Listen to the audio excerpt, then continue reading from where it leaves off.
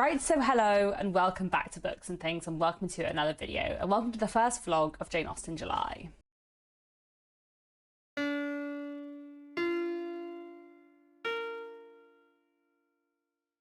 So today is the 30th of June, so I'm starting my Jane Austen July vlog one day early, not because I'm starting my Jane Austen July reading early. In fact, I think I will probably be starting some of my Jane Austen July reading a little bit late, because I'm still partway through two books that I will hopefully finish in the first couple of days of July and just, include in my June wrap up sneakily. But although I'm not starting my Jane Austen July reading early, I have an Austen related activity this evening. So this evening I'm going out to see Ostentatious perform. So a group of very, very talented actors and comedians who are all really, really good at improvisation, put on a improvised Jane Austen inspired / themed performance.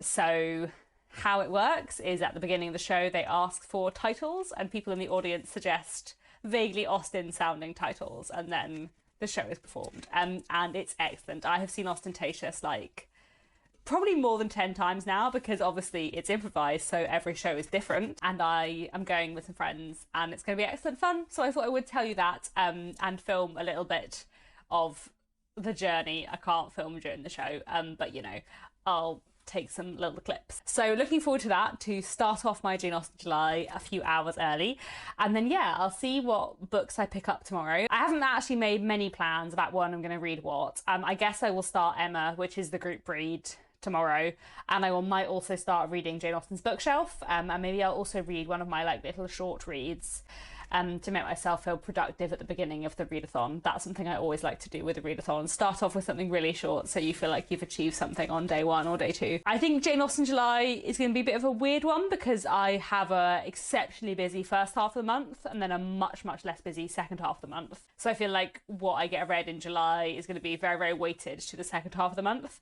But we will see. That's all for now, and I will check in again probably tomorrow.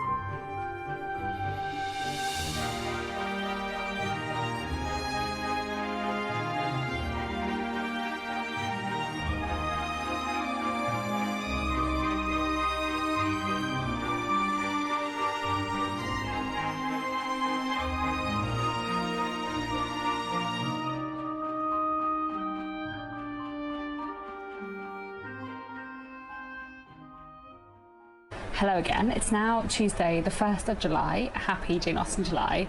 I hope you can hear me. It is so hot in the UK right now, so I'm not going to close the window or turn off my fan even to film. So I'm hoping the microphone will pick up enough of my voice, but maybe you'll just be able to hear lots of traffic. I don't know. Also, my hair's going a bit wild in the fan, but it's so hot here right now and I'm not enjoying it. The houses in the UK are not built for this kind of heat.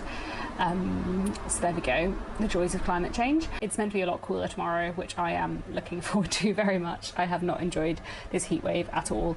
I do not do well with heat. But anyway, so yes, what have I been reading so far on the first day of Jane Austen July? I have read 2 chapters of Emma, which I really, really enjoyed. I'm listening to the audiobook, and yeah, I love Emma a lot. I always love it. I've read it several times before, but it's always lovely to reread it, so I'm enjoying that a lot. And then I also have read the first chapter, well, the introduction of Jane Austen's Bookshelf by Rebecca Romney, which I really enjoyed. Really, really excited to keep going with this. I think this would be a really, really interesting book. I really liked her introduction and kind of what she had to say about her intention behind the book, and kind of bringing to the fore those authors that Jane Austen loved, some of whom I have read things by, some of whom I haven't. So I'm just really looking forward to hearing what she has to say about these authors and finding out more about their lives and their books.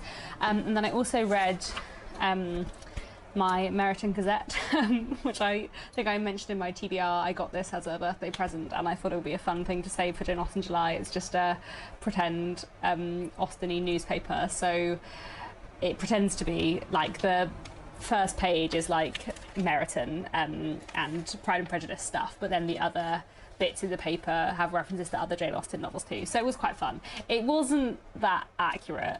I found some historical inaccuracies and also a reference to Kitty being younger than Lydia, which is not right, it's the other way around, but hey, it was a bit of fun, and I enjoyed this a lot, so there we go. I don't think I'm going to get that much read this week, to be honest, because I've just got a really busy week, but I will try my best, and I'm hoping to start The Perils of Lady Catherine de Bourgh by Claudia Gray on audiobook very soon too. So yes, that's all for now. Oh wait, no, that's not all for now, because I also went to see Ostentatious yesterday, which was wonderful. Me and my friends had such a good time going to see Ostentatious and just like seeing some glorious Austen fun. There was a gardening theme, who knows why. It was very entertaining and very silly, as it always is. I had a great time. It was good. So that's all for now. I will sign off, and I will let you know how my reading goes tomorrow. Hello again. I've sat down to film a little clip for my Jane Austen July vlog, but to be honest, I have very little to report on. I have read a few more chapters of Emma, and that's basically all. Having a very busy week.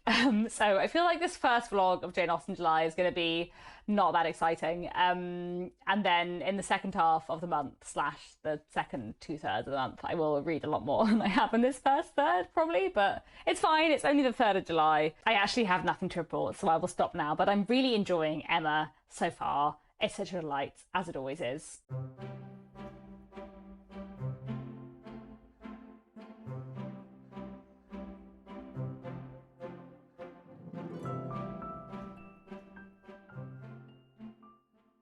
Hello again, it is Friday the 4th of July in the evening, and I thought I would film another clip for this vlog because I feel like I have not done very many clips for this vlog so far at all. It's been one of those weeks, just very, very busy between work and redecorating DIY stuff that I'm doing at the moment.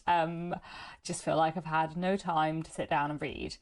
So I have not made any progress with Jane Austen's bookshelf. I've still only read the introduction. I want to read more. I will read more tomorrow or the day after, possibly, but I haven't yet. And I also was thinking to myself I might try and read over the next few days this little collection of Jane Austen's Juvenilia, because it's really thin and won't take me long, and it'll be a nice fun read, so I might pick up that soon. But in the meantime, I have been doing lots of audiobook listening while stripping wallpaper. So I have listened to the first 12 chapters of Emma. I think I'm even slightly ahead of the read-along schedule with Emma. Yeah, I'm on chapter 12, and I'm really enjoying it so far. I'm listening to the audiobook narrated by Jenny Agutter, which I'm quite enjoying, and in general I really love Emma. I think it's a great Jane Austen novel, really, really interesting book, with a lot of really interesting subplots and a lot of really interesting characters, so just really, really enjoying reading that. And then I've also listened to about half of The Perils of Lady Catherine de Bourgh by Claudia Gray, which is the 3rd book in her Miss Tilney and Mr. Darcy mystery series, about the daughter of some characters from Northanger Abbey and the son of some characters from Pride and Prejudice solving murder mysteries together. It's a really, really fun series, and I have read a book in this series, so the previous 2 Jane Austen Julys, and I'm now on book 3, and I've just been really enjoying the series, and so yeah, I had quite a lot of DIY stuff to do this afternoon. I sort of finished up work a little bit early, spent my afternoon tearing down wallpaper while listening to a lot of The Perils of Lady Catherine de Bourgh, which was really fun. I'm really enjoying it. Yeah, it's a good fun mystery series. They are the kind of mysteries where you do need to read them in order, because the books all spoil the previous books and refer back to the previous crimes, as well as the character development stuff being something that goes through all of the books. But I'm enjoying the mystery. So the sort of premise is that Lady Catherine de Bourgh has had some attempts on her life, and therefore she summons two young people who she has heard are good at solving murders to come to her house, to come to Rosings and make sure that no one manages to kill her. So it's a slightly different like setup from the previous books, which I'm enjoying. And yeah, so far the mystery is interesting, characterization's all really interesting. I think the main thing that I love in this series is the like relationship between Juliet Tilney and Jonathan Darcy, which I think is done really well. And I just think they're both really interesting characters who are sort of really well explored. So yes, that is all I have to say for today. So yes, I have not done much physical reading this week at all, but I have done lots of audiobook reading.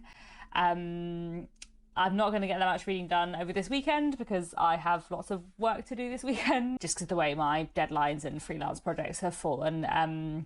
I will not be off this weekend, which is fine. I will be off other weekends, and I do often have like a random weekday off between projects, but this weekend I will be working. So I'm not going to work a full day tomorrow because I'm going to stop at like 3 p.m-ish to watch the Emma 2020 film with Claudia and Marissa, and then we're going to do a live show later, but that'll be nice. But I'm going to work tomorrow morning and probably all day Sunday, so I think that probably means I'm not going to get much read. Maybe I will like try and read a bit of Jane Austen Juvenalia like with breakfast tomorrow, and then see how I go the rest of the day. Yeah, right, that's quite enough rambling from me. I will sign off now and I will check in again soon.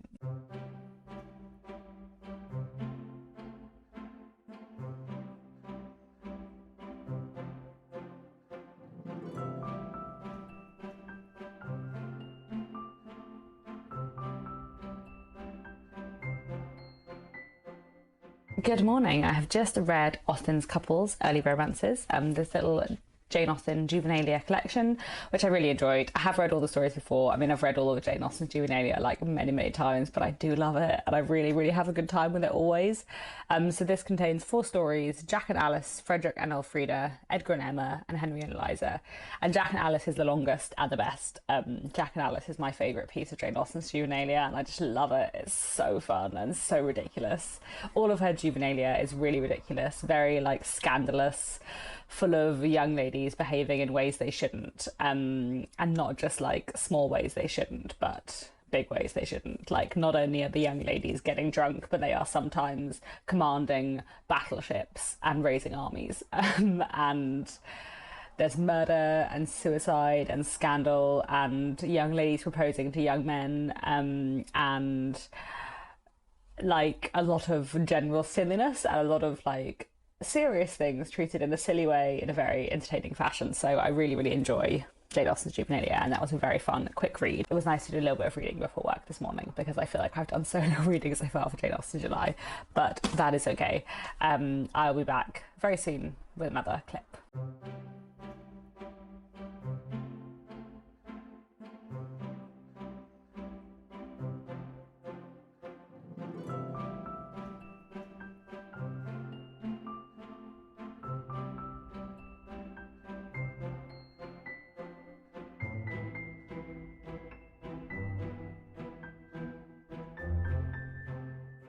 Hello again. It is now Sunday the 6th of July, and yes, I have been reading a bit more of Rebecca Romney's Jane Austen's bookshelf, which I'm finding really interesting. So I'm now on like the 3rd chapter. So I've read the like introduction and the chapter about Jane Austen herself, and I'm now reading about Frances Burney, who I have read a little bit from before. I've read Evelina, but that's all. And yeah, I'm finding this really fascinating. It's really interesting to learn more about these authors and kind of hear what Rebecca Romney has to say about them. I will say that there were a few bits where I feel like slightly disbelieving of the level of naivety she claims to have had before she started this project. So like there's a bit, let's see if I can find it for you. So why did Burney's books, once so famous and so influential that they shaped the work of Jane Austen, disappear from bookshelves? The first answer, the one that's easy to reach for, is that Burney's novels probably weren't good. This is one of the main reasons why a canon exists, right? We cannot possibly read everything, and we often seek opinions of other trusted readers to help us determine what to prioritise. While I am not under any illusion that the critics shaping the canon were inherently objective judges, I was still open to the general idea that those books designated as classics have proven themselves, often over centuries, as works of high quality that remain relevant to readers in any era. Surely if Burney's novels didn't make those lists anymore, it was because they simply weren't good. And then she obviously says, like, oh, but that's not true, and here's why. But I kind of feel like surely she didn't actually believe that. She's a rare book collector. You know, I kind of feel like it would be taken as read, at least by someone in like her position who works in books and who kind of works in book history, no less, as a rare book collector and dealer. Like, I kind of would have assumed that there would be a level of understanding that the canon is hugely influenced by like social, political, economic factors, not just by whether or not books are good. And there are a few moments like that where I feel like she didn't actually have that belief before she started that project. I feel like she is feigning naivety to make the book more engaging and to like heighten the contrast and, you know, to bring in readers who aren't familiar with like literary history, which I get, but I'm kind of intrigued by that narrative choice because, like I said, it doesn't feel super genuine to me. But anyway, that's a ramble. I am really enjoying this so far. And then yesterday I also watched the Emma 2020 film and then did a live show with Marissa and Claudia to chat about it, which was really fun. I'll leave that link down below because I know obviously not everyone's finished reading Emma yet and watching the film, so you might want to watch it later on in the month. But we had a really good chat and it was really lovely to watch the film together. As I think I said earlier on this vlog, like I've had quite a busy work week and it was just like such a lovely afternoon to like watch the Emma film and chat about it. Today is Sunday, but I am not going to get much reading done because I need to work today. But yes, I will give myself some time back in lieu later on in July. I'm quite looking forward to that. But yeah, I just ended up with quite a busy first half of July. What else do I have to say? I really love the Emma 2020 film. I think it's a fantastic film. I prefer the 2009 miniseries, I think, but I haven't seen it for a while. I kind of do want to rewatch that this year, but we'll see. Basically, I feel like a mini-series just has more time to dig into particular subplots that don't get as much time in the 2020 Emma and therefore don't land as well. But I do feel like the central plot works really, really well, and the acting and the kind of look and design of it, the costumes, the music, like everything is great. And yeah, it's just such a joy to watch. So that was great. Okay, that's all from me, and I will be back at some point to update you when I have read some more things.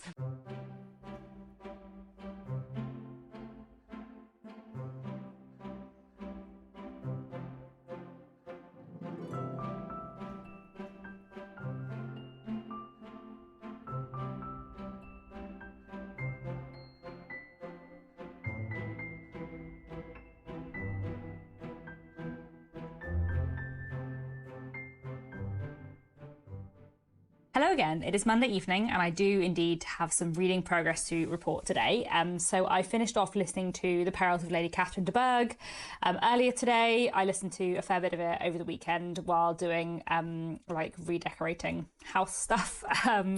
And yeah, I really enjoyed it. I found it very entertaining. Good mystery, good characterization. I did guess the solution to the mystery, which I did for the last one too, but I didn't guess it as early this time as I did last time, and it kind of didn't take away from the charm. I really enjoy all the characterization, and I really loved the characterization of Lady Catherine de Bourgh, especially like my absolute favourite moment of the book, which I thought was hilarious, was so Lady Catherine's had sort of several attempts on her life, and she starts complaining about the incompetence of her would-be murderer, and she's like, if I were ever going to murder someone, I would do it much better, which I just thought was like hilariously Lady Catherine. I really enjoyed that. So yes, I have a few like tiny niggles with some of the historical stuff, but like nothing major. In general, I think they're really good fun books. And then meanwhile, I have also been reading a bit more of Jane Austen's bookshelf. I read another like chapter and a half of this today. I joined Nicole from Noteworthy Fiction for some of her live reading sprints, which is really fun and was really good because I have been struggling to find time to read this past week. So it was very nice to have like a full hour and a bit where I just read. It was lovely. And I got through a fair chunk of Jane Austen's bookshelf, which I'm finding fascinating. I'm loving this so much. I don't read that much nonfiction, and sometimes I read nonfiction and I'm not that excited by it, and sometimes I read a work of nonfiction and I'm like, yes, this is the kind of nonfiction I love. It's so good. I'm really enjoying sort of the look into all these really fascinating 18th century, early 19th century female authors who Jane Austen loved, who had really interesting careers. I really like the way Rebecca Romney kind of delves into both their lives and their work, but also their legacy and kind of why these authors have been forgotten, how they have been like slowly erased from the canon, and at what points in time they sort of fell out of favour. Like, that sort of literary history is fascinating. So yeah, I've read the introduction and the chapter on Jane Austen, and then I read the chapter on Frances Burney and the chapter on Anne Radcliffe. And I have read one book by Frances Burney and one book by Anne Radcliffe before, but the next chapter is on Charlotte Lennox, who I haven't read from before, and I'm really excited to learn more about, because I'm hoping to read The Female Quixote, her novel, later this month, but I will see. But yeah, I'm really, really enjoying Jane Austen's bookshelf so far. Meanwhile, I'm still listening to Emma on audiobook. I had intended to kind of read along with the schedule, but I'm actually like well ahead of schedule. I'm on chapter 22, which I don't think I'm meant to be on for several days, but it's just so enjoyable. And also the chapters of The Perils of Lady Catherine de Bourgh are quite long, and the chapters of Emma are quite short. So if I had just like a little bit of time to listen, I've been listening to Emma over the past few days, and I just love Emma so much. Not Emma the character so much, but the book. I really like it. And I'm hoping to make a video about Miss Bates later on this month. So I've been thinking about Miss Bates as I read, which is really good fun. I think Miss Bates is like cleverer and more perceptive than she initially appears, and I'm kind of having fun thinking about that and like working out when she potentially knows more than you might think. I've been like listening to it with Project Gutenberg up on my phone and like taking screenshots of interesting quotes. So yeah, really enjoying that so far. Anyway, that's all from me for now, and I'll be back very soon with more Austen updates.